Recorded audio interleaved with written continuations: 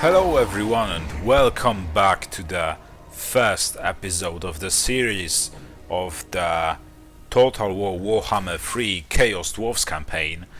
And previously we've played Karl Franz's campaign, so now it's time to switch the sides, I think. First we brought the order to the world, and right now we will bring chaos to it, because why the hell not? So I decided to play Chaos Dwarfs. It will be my first campaign as Chaos Dwarfs ever. I've had this DLC for quite some time now, but I've never pushed myself to do that, to play this campaign. But I think it will be fun. But I haven't yet decided who I will play with. I haven't decided which legendary lord I will pick. So let's look at the effects and perks and bonuses they bring to the table. So for the Astragov Iron Hand, faction effects: Conclave influence gained from all sources plus 10%, whatever that means, I don't know what it is. Research rate plus 10, and control plus 2 to all provinces. The last one is actually pretty good. Yeah. And what about Lord effects? Passive ability, mechanical override, and it does base weapon damage. It boosts, I guess, the base weapon damage to the units you cast that. Oh no, it's not a castable spell, it's a passive ability, so never mind. And casualty replenishment rate. This is something I always look forward to when playing any Total War campaign, because I really love it when badly banged up army gets replenished completely in like 2 turns. So this is really something I really do enjoy. This is my cup of tea. And ward save, 15% of all Bull Centaur Renders units.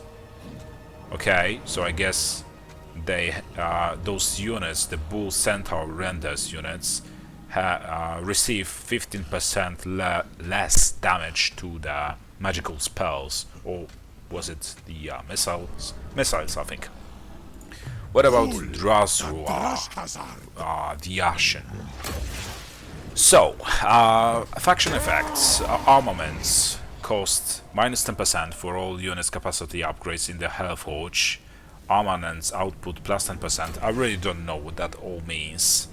Campaign movement range plus 10%. This is also something I really do enjoy. Upkeep minus 25% for Kadai units. I guess this will be some kind of legendary unit, perhaps, or like one of the stronger unit of the Chaos Dwarfs. I don't know. Passive ability, Dark Renown, and it influences, it boosts the melee attack plus 8. Okay, and there's Zatan the Black, so maximum number of active convoys plus 1. We'll see if we'll even use that mechanic of convoys. I'm really not sure. I haven't decided yet. Recruitment cost minus 50% for artillery and war machine units. Okay, it's also pretty cool, actually. You know, because Chaos Dwarfs are renowned of their artillery and ranged units and all that. As for the Lord effects, casualties captured post-battle plus 15%. So I guess, if I remember correctly, you can, the slaves are some kind of currency to the Chaos Dwarfs. And local recruitment capacity +1. This is also something really important for me. So there are three factors that I really that are really important to me when I play Total War campaigns. First one, the most important one, is replenishment rate. Second one is the recruitment capacity. This takes the second place in my ladder of importance. And the third one is the map movement range. And the ability is Sadistic Snare, so it decreases the melee defense and unit cannot move. This is actually pretty cool as well. But the looks of this lord are like the most appealing to me, but he has like the worst perks coming with him. So I think we will go for Astrogoth because of the casualty replenishment rate for Lord's army, and yeah. Oh, you know what? Yeah. Oh, actually, yeah, I think we'll go for this one. I know I changed my mind a lot, but we will go for this guy actually, because of the recruitment capacity, and this spell sounds pretty powerful. So let's start the campaign. Let's hear what the guy has to say. Oh. Okay, not much. From what I see, the weak shall toil for us, the rest shall die. Okay, so how they play. The war host of ZHA. Fight battles and gather the necessary labor to maximize the efficiency of your industrial economy, in turn boosting your military strength. Spend armaments in the Hellforge to increase units' capacities and strengths. Use Conclave influence to claim powerful seats in the Tower of ZHA that can significantly strengthen your faction. Dispatch military convoys to locations across the world and navigate risks en route to benefit your industrial economy. Okay. So the first task is to destroy the faction of Kazakh in battle. I guess those are the guys. So I guess we'll just do that. First of all, we will put this hero in our army. This is basically what I always do. I hardly ever,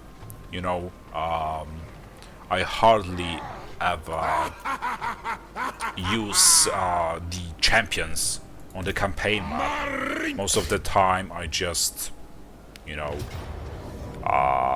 put them inside of the army and they just follow it all around. Okay, and I guess we'll just, as an opening, play this battle manually to celebrate another series, this time a series of the Chaos Dwarfs campaign. So that's cool, because I think we already have, it looks like we have a rocket launcher or something like that in our army straight away. So let's make the most of it. Let's see how much damage it does.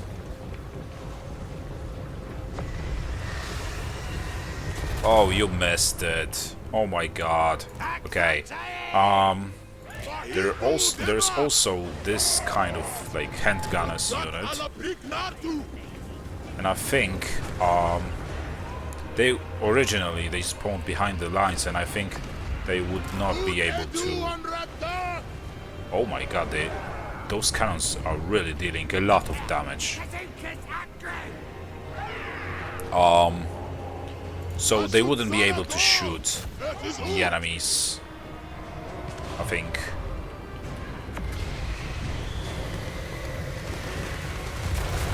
I mean, they like shoot with this cannon a little too quickly.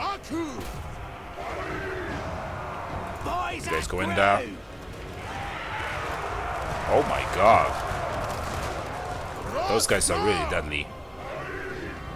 I told you to shoot at those guys, not the ones, you know. Anyway, let's send in our... Well, that dealt more damage to our men than theirs. Let's stun this guy. Wasn't he supposed to not be able to move?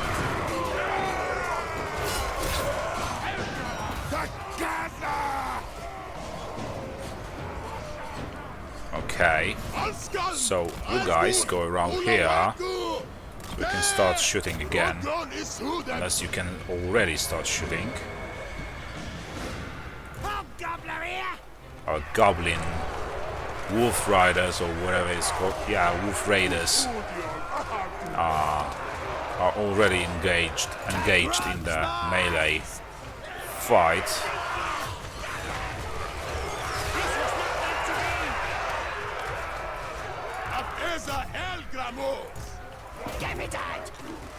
We actually get more damage than I expected. You guys can finish them off, if only you can, that is. What about our handgunners? Yeah, exactly. This is so satisfying to see how much each of the volley of the shots deals damage to our enemies. This is really satisfying.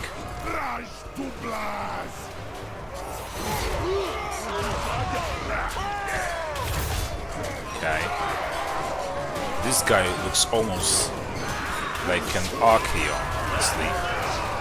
It's a victory. I mean, this was basically just a warm-up, or to, you know, get familiar with how those units work.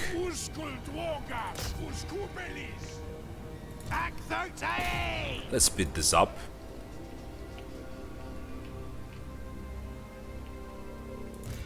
So, will you guys shoot? Nope. Doesn't look like you will. Oh, now you shot.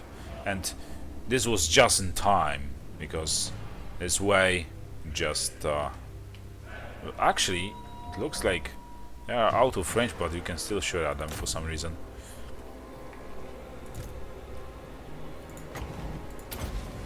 Can we stop him? Can this spell stop him? I don't think it can. Come on. Now it did stop him. Come on, no. Come on, come on. Fight him.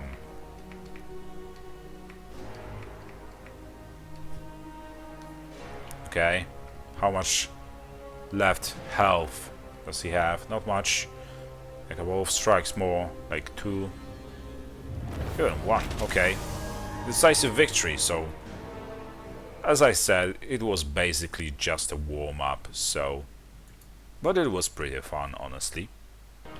Okay, so let's replenish our forces. And this army is no more, and right now another mission is issued, which is to capture this settlement, and this is exactly what we'll do right now. Okay, but it looks like oh, whatever. Those goblins are expendable anyway. When Chaos Dwarfs capture minor settlements, they gain the option to rebuild the settlement as one of 2 different settlement types: outposts or factories. Okay, what else? What can you tell me? The primary purpose of an outpost is to generate raw materials from mines. Labor is required in a province in order to meet the workload required by them. Okay. The primary purpose of a factory is to generate armaments and treasury. You will need to maintain enough raw materials income to support these buildings. Okay, so one works with another. If you change your mind about which settlement type you want later on, you can mouse over the primary building chain to convert it. Doing so will revert the settlement to tier 1 and destroy all the secondary buildings. But for now, I think we will go for factory first, you know? Okay, because we definitely want to improve our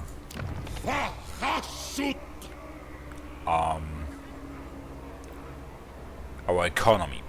The Chaos Dwarf economy is managed across several different resources: treasury, labor, raw materials and armaments.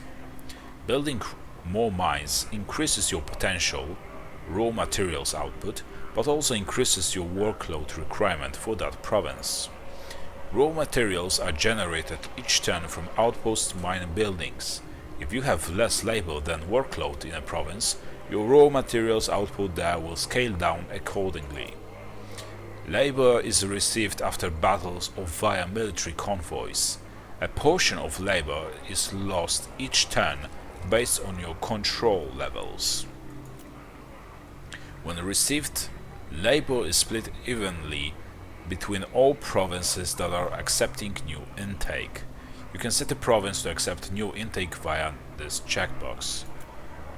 Labor, and by the way, I think that once the control in the province is at the high enough level, you don't have to take in new labor, because I think the slaves will not die, or more like they will die much slower than they originally do. I guess we'll see. Labor actions can instantly boost your treasury, conclave influence, or control at the cost of the labor. Okay. Buildings under construction will display the Rush Construction button. Rush Constructions allows you to instantly complete construction at the cost of labor. The cost scales based on the number of turns remaining. Okay. I guess most of those things are pretty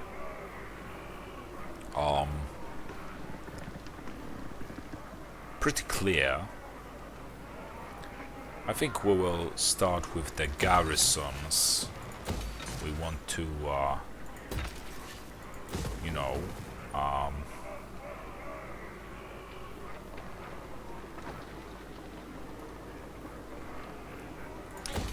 we want to secure basically our minor settlements. But I think that by minor settlements, the game talks about those kinds of settlements, and the main province, or like the main settlements in the province, or settlements like the capital of the provinces will have different buildings and other purposes, like generally money making, technology, etc. So first let's choose ourselves a commandment, and I think we will go for control. Definitely we want that first. And either we will find ourselves another enemy soon, or you know what, let's see. How is it that slaves need to be upkept? That is really weird. But I think the beginnings of the Chaos Dwarfs armies look like almost the Skaven armies, meaning that most of the units are just completely like cannon folders, etc. Because, well, you need to start somewhere, right? And then you can upgrade your units and you know, recruit better ones. Okay, so there's that. And let's spend some points. Road Marcher. Oh no, scratch that. We want a Logistician, so we can replenish our units even faster. Okay, military or industry. So, labor gained post-battle plus 5% to all armies, or income from trade tariffs plus 10%, and tradable resources produced plus 10%. Both of those technologies are really tempting, but right now I think this is the most important factor. We definitely need workforce to work with. Yeah. Okay. And this will be all for this turn, so let's just end it. And let's see what happens next.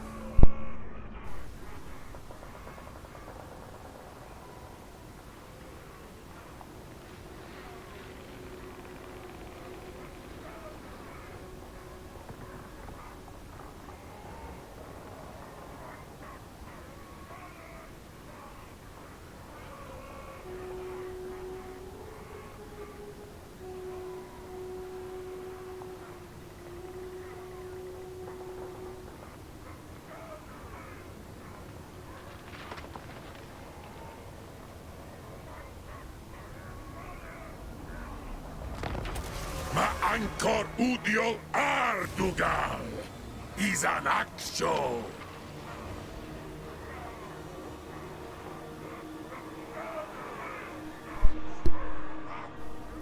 Okay, so we have another mission, which is to fight 3 battles. So all life other than that of the Dwarfs only has value as a resource, a commodity of muscle and sinew to be amassed, exploited and spent. Even now the need for fresh labor increases with time, the vast industries of your isolated empire ever hungering for more. So, labor is received from battles, we know that, military convoys and trading. Okay, when received it is evenly distributed to yeah, we know that. Okay. And we have yet another mission issued. Construct a building from the mine chain in an outpost settlement to produce raw materials. But we have, right now we only have a factory. A factory outpost. So it will have to wait. I got a little closer there to be able to recruit some more units of the slaves, basically laborers they are called, but they are basically just slaves, before we can attack Iron Storm. Okay, so let's understand. And in the next one we just should be able to take Iron Storm settlement. I'm really excited for this campaign. I just hope that I will not prove to be too bad for this campaign and like too stupid for those complex mechanics. Okay, so an ogre faction got already destroyed. Okay, construct a building from the assembly line chain in a factory settlement to produce armaments. An endless array of armor and weapons must stream forth to provide the dark devices and works of occult engineering that arm the mighty host of the Doughy Tsar. It is Hashut's will. Okay. Let's take Iron Storm now. And we will convert it into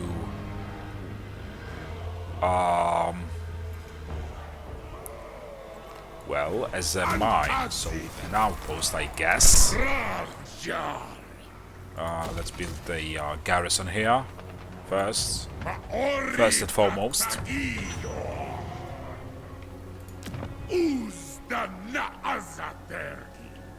And look at that, how much. Why are they dying out so fast? A percentage of your labor is lost each turn based on control levels. I mean, that is pretty weird. Is it because... or maybe it works the opposite way than I originally anticipated. So maybe it works the other way, like I got it wrong. So the higher the control level,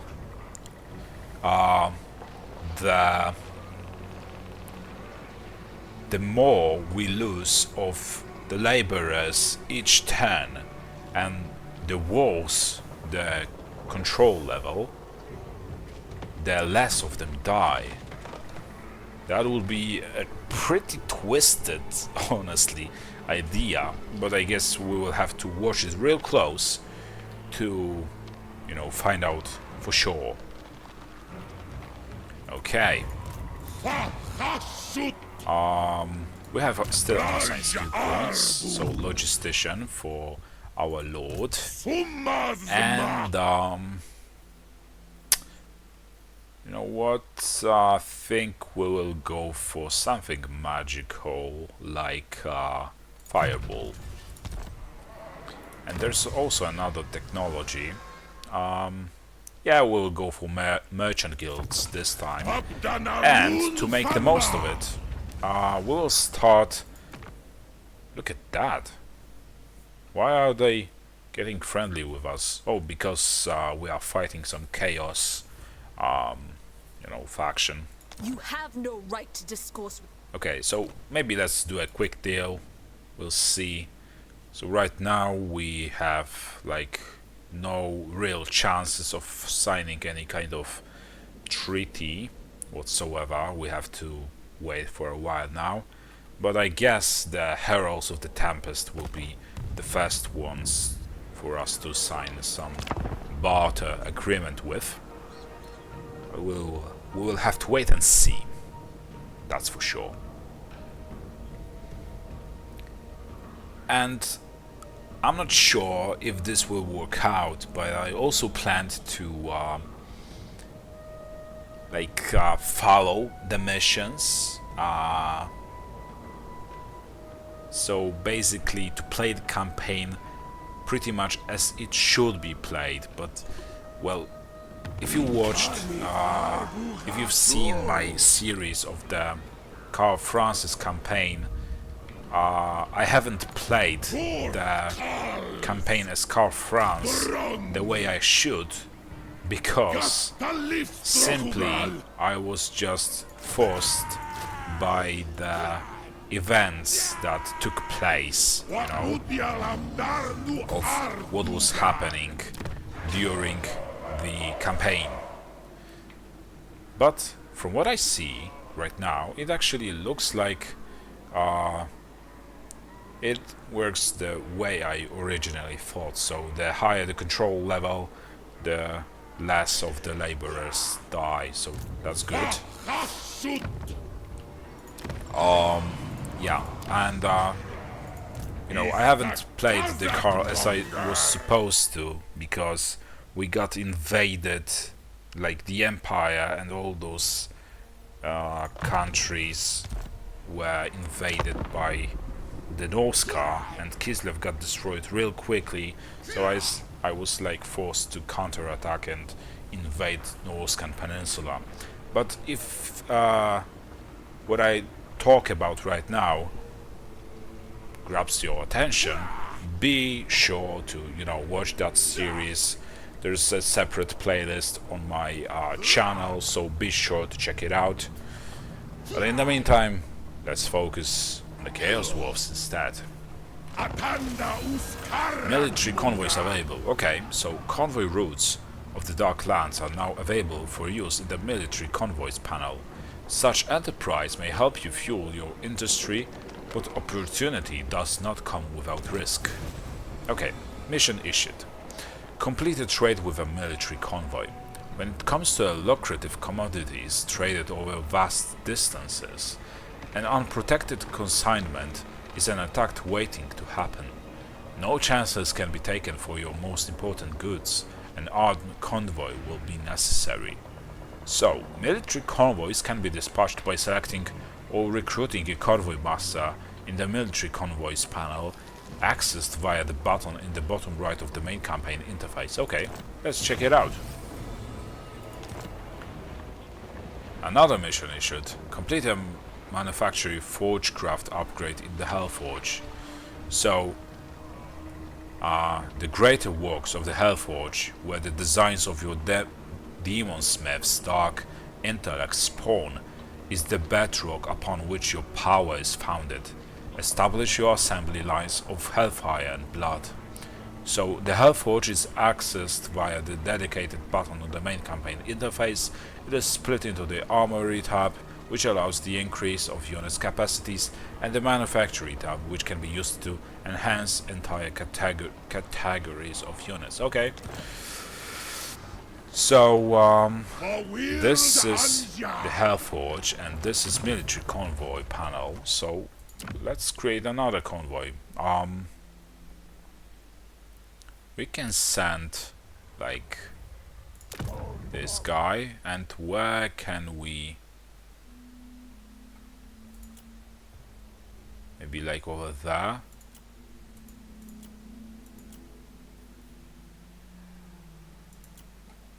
Actually, this distance seems a little shorter. The vola would... I don't really get it. Okay, you know what? Let's activate it. Now, I guess 5 turns. No, in 4 turns he will get there, but I guess it will also take him four turns to get back.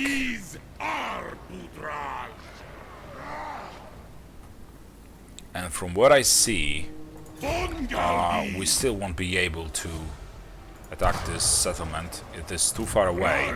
But fortunately for us, this raiding really works. Just look how many slaves we get each turn. This is really incredible. Okay,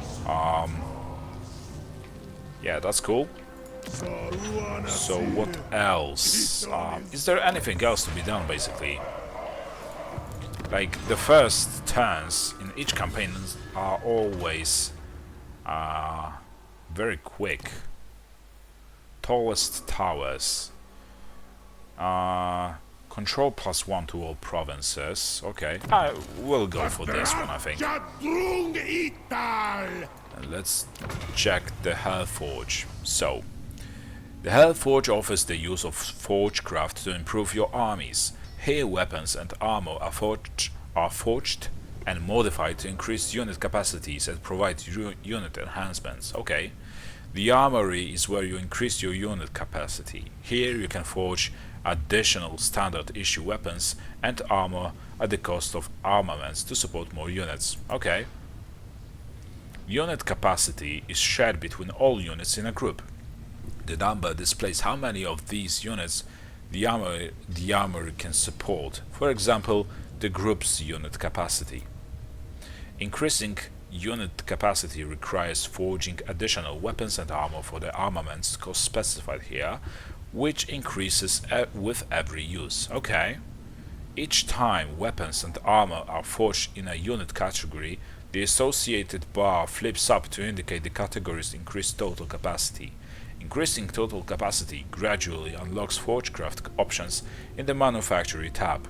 These are shown on the bar's tooltips, okay? And the Manufactory becomes accessible once you unlock Forgecraft options in the Armory tab. Okay. So the only thing we are we can afford right now is warriors. So let's go for them. And this way, I think we've increased a total number of like the limit of them. How many we can recruit, at one time. The Manufactory is where you enhance entire categories of units. Forgecraft options are applied to units from an upkeep of armaments that keep assembly lines running. Selecting a category allows you to view the units required the list of potential Forgecraft options to the right. Once options are chosen from the list, they appear below category. Unit categories can only have a limited number of Forgecraft lines active from the list at once. Enhancements remain active as long as the armament's upkeep can be met to keep lines in production.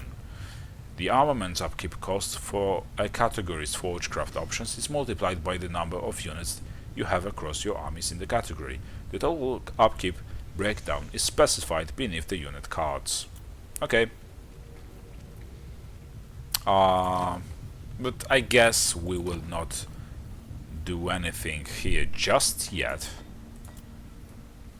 So let's go back and let's see if what about those missions? Did we complete it? Manufacturing Forgecraft upgrade. Okay, so we do need to do something about it.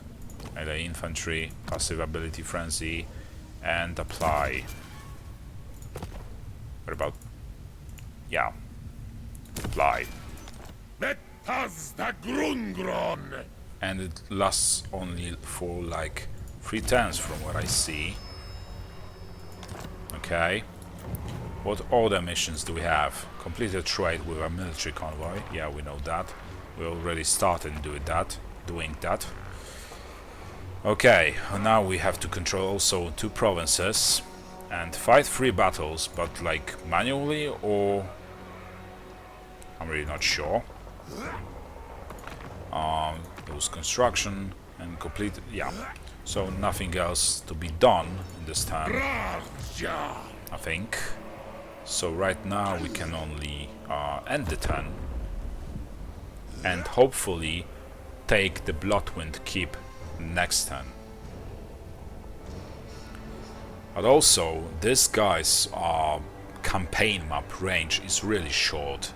It takes forever for him to get there. I mean, we could get over here in this turn, but we wouldn't be able to get any more money or extra slaves. So, convoy encounter, 1 more for the road. Without warning, a chasm in the earth spontaneously appears in front of the convoy, forming a gaping mouth of a razor-sharp teeth. A torrent of whispers floods the heads of the warriors, all repeating the same thing. Feed me, and overwhelming power shall be yours. Okay, so we can either feed it, which will give us the power overwhelming. So for 10 turns we will get replenishment in foreign territory, casualty replenishment plus 5%, leadership plus 15, and armor piercing weapons plus 10, and ward save 15%. But we will lose a unit. and for, well, if we ignore it, we don't get any perks. But from what I see, we have plenty of the dwarf blunderbusses, so let's just feed it. Okay, and let's see if now we can actually take this settlement. Finally. It's a valiant defeat, so I guess we will first besiege it and see if we can force them out of their hiding. And here, how much do we have? Like the okay, we have 750 and plus 100 each turn for production to raw materials. So, what were we supposed to like build? Construct a building from the assembly line chain in a factory settlement. Okay. I believe, yeah, this was, well, we can't, we would have to first upgrade the settlement, and I think this is what we're going to do. And this is the outpost, so the other thing, not that, what was the other quest? Construct a building from the mine chain in an outpost settlement. Mine chain in an outpost settlement, okay. Let's see. I guess this would be that.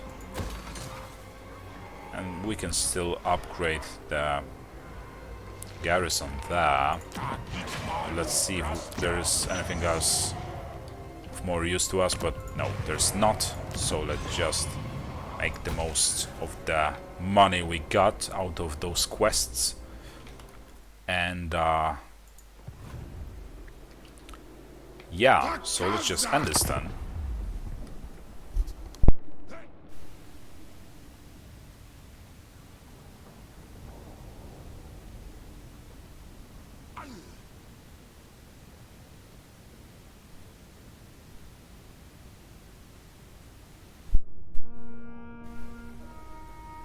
And we'll see if we will like force our enemies out of their hiding behind the walls. Well, it took us too long to you know, to get there. We could catch them outside of the walls, but whatever. Okay, another convoy encounter a hobgoblin tribute. An eager tribe of half-brained hobgoblins have appeared from seemingly nowhere, intending to offer their services.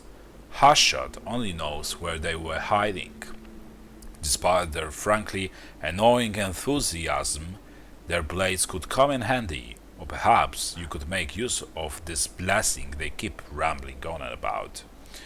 So, we can either, numbers are superior, so I guess add unit of those hobgoblins, 2 units of them actually, or replenish them. The units we already like lost, but we already have the pack to like boost that makes it possible for us to replenish our forces on foreign territories, and I think we haven't been attacked yet, so we want to recruit those hobgoblins. Okay. And can we... It's a Pyrrhic victory, but it is a victory. Those, well, those guys are not that expendable, honestly. So I guess we will besiege this settlement for one more turn, and we'll see how it goes. In the meantime, there's nothing else to be done, so let's just choose technology, and yeah, we'll go for this one, why the hell not. And I think this will be actually all for this episode, so thank you for watching. I hope you enjoyed it. If you did, be sure to drop a like, comment, subscription, all of that. It really helps out the channel, so I am really looking forward to this campaign. I hope you do too, and I hope I'll see you next time. Bye.